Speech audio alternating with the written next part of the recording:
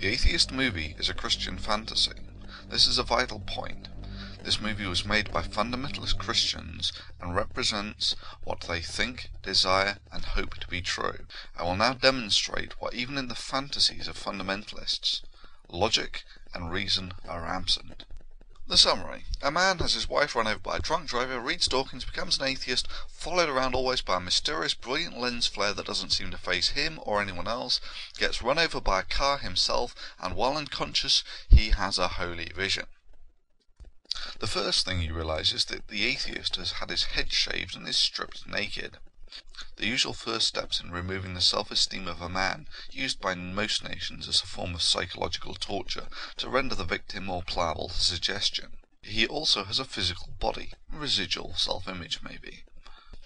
He is greeted by a chatty clothed messenger who bears a stunning resemblance to the Christian caricature of Jesus, who tells him that God is real. Well, what else would you expect from a Christian fantasy? The angel then decides to read him a book about the crimes of the Turks. Curious, he leaves out the more virtuous chapters of Christian history. For instance, at the beginning of October 1641, the leading Catholic clergy met to discuss the course of action to be taken against the Protestant settlers. Some advocated banishment, while others felt extermination was the answer, because a banished man could come back with a sword in his hand. Wiser and safer to destroy them while they could. The orders relayed by the priests were on the same day the Irish people were to rise and depose the settlers and their families. Directions were given to drive them from their houses, strip them man, woman and child of their property, strip them even of the clothes off their back, to take such chances of life as the elements would allow in the late autumn amidst sleet and rain without food or covering.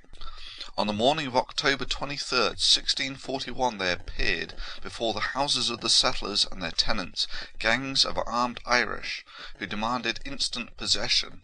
On being admitted, ejected the families and stripped most of them to the skin. Many resisted and were killed.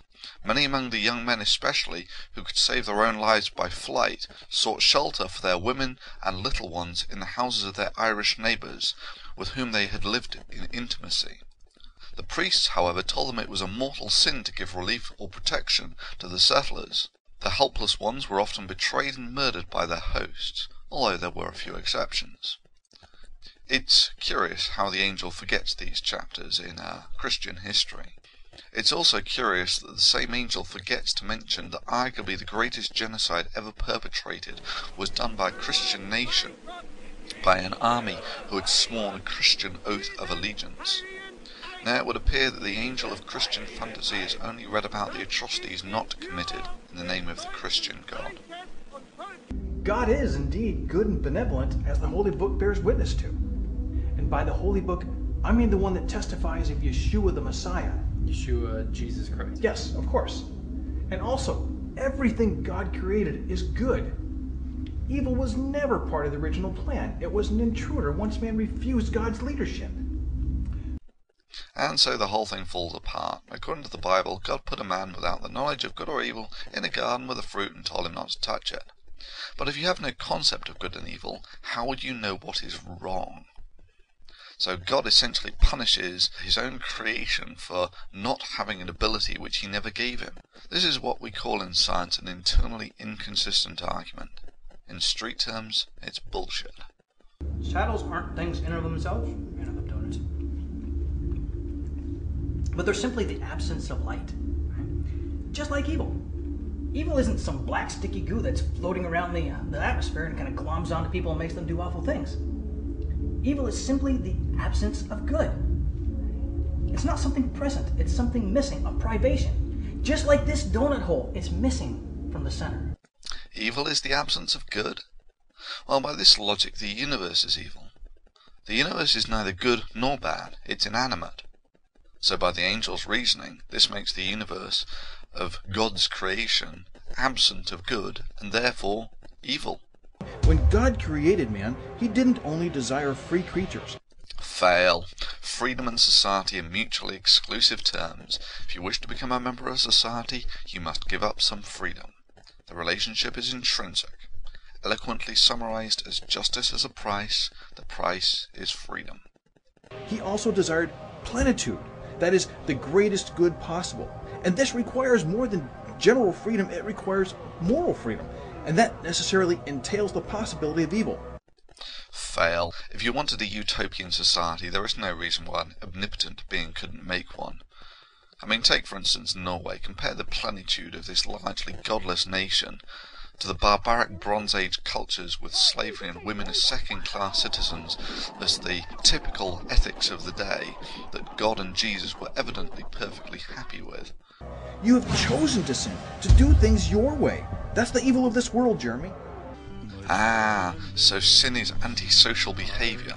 An individual who chooses to live in a society, gaining the benefit from living in that society, but not to obey the constraints on freedom that society imposes. Man is the cause for the way the world is, not God.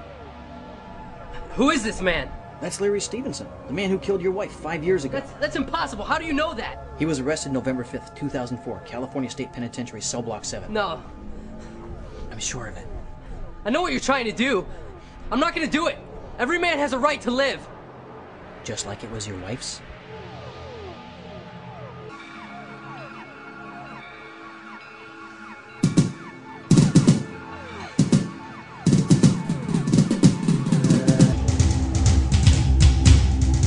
No, please stop!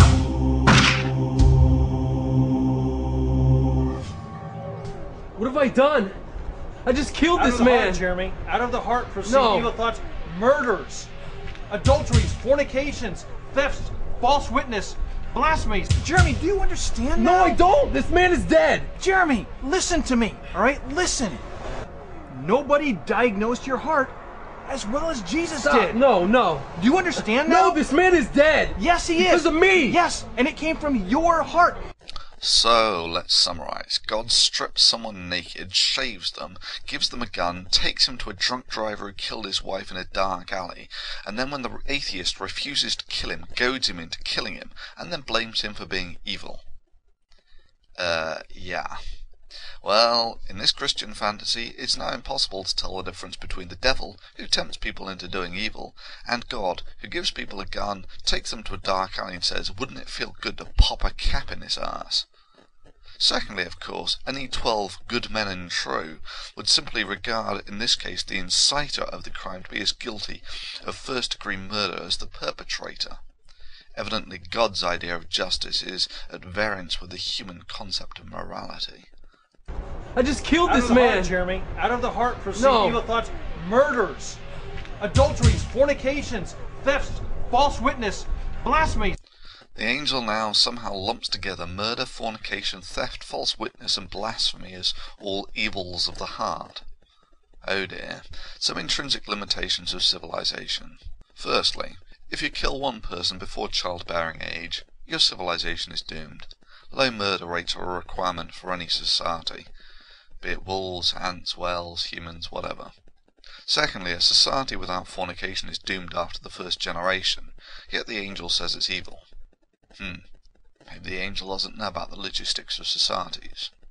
Thirdly, false witness. You've got to be kidding me. The world is full of examples where lying is a virtuous thing to do for the greater good. For instance, if someone says, "Are you hiding any Jews in your basement?"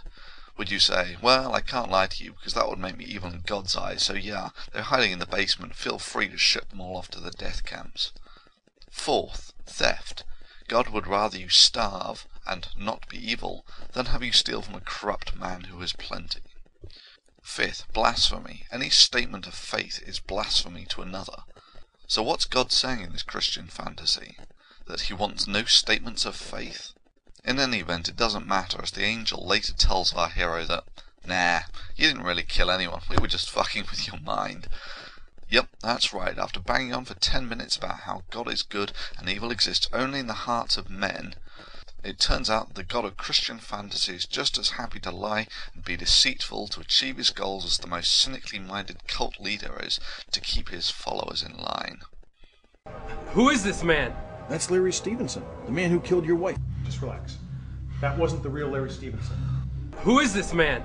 That's Larry Stevenson. That wasn't the real Larry Stevenson. Out of the heart proceed No. evil thoughts, Murders, adulteries, fornications, thefts, false witness, false witness. False witness. False witness.